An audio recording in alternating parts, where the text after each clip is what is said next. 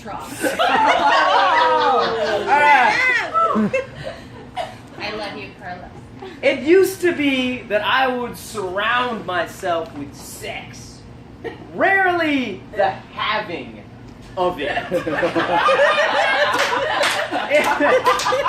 If the angel of good intentions was perched on the left shoulder and the devil hawking sin was on the right, then sex would sit itself right on my brow and plop its sickly, warm, cherub-sized teabag right on my forehead. Like a moist thermometer checking the rise of horn dogs running through my veins.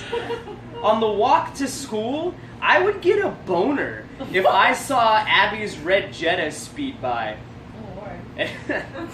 At work, the pizza doughs were obvious butt cheeks. The walk-in freezer, a variation of the sex in the bank vault fantasy. I could see it all so clearly. Scene, interior, walk-in freezer, close-up on sweat beating on my forearms as I rearrange the shelving. She enters, looking for the backup green peppers for the sandwich bar. A deep, curious voice. You're pretty good at rotating that stock. Knowing what was inevitable, I'd peel off my work apron and return with, I just came back here to look for some 3-cheese blend. Then the disco music and the two of us treating one another like amusement parks. I'd push her head down into the shredded lettuce. She slaps me across the mouth with some cold cuts. A horrible montage of what teenage virgins knew about sex. But I was raised in America, so facts took a ride in the back while my huevos hopped in the driver's seat and ripped donuts in the parking lot of common sense.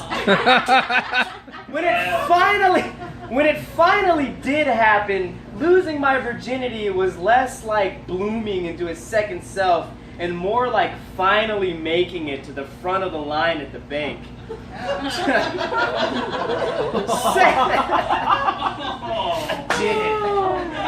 Sex wasn't a thing that I carried around on my brain anymore. It became more like a country I would visit as a weary traveler. Some people are frequent tourists. Assholes. But then there was me on each visit, sucking on titties like they were my last 2 beads of water, and I was a doomed legionnaire setting off to cross a year-long desert of celibacy on a wounded camel named the USS Not Getting Any. Countries are convenient things. They wait for us no matter how long the journey. You can always come back again. And maybe upon your return, there are new glittering monuments, hidden alleyways whispering wild secrets, a rising sun peeling off the jeans of wide and golden boulevards.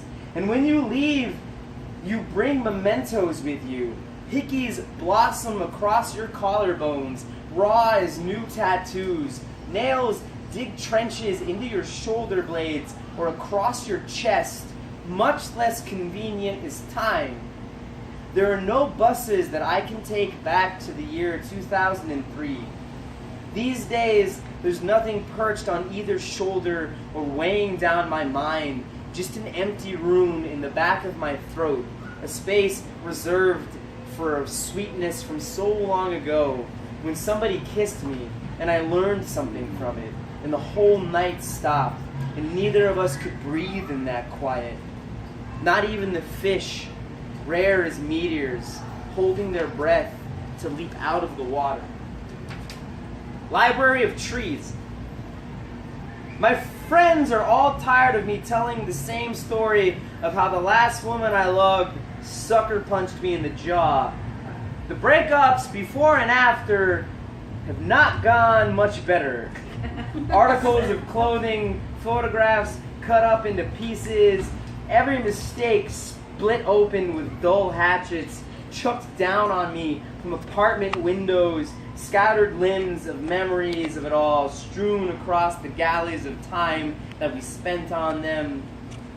But there comes a time to look back and survey the wreckage, to breathe in that rising cloud of the end and say, it was worth it. And when that can happen, you know that it was love.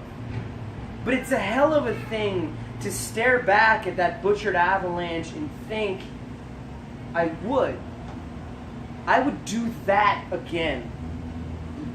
Love that harbors forgiveness and love that sanctions no regrets. These are two different animals, like the fox and the wolf.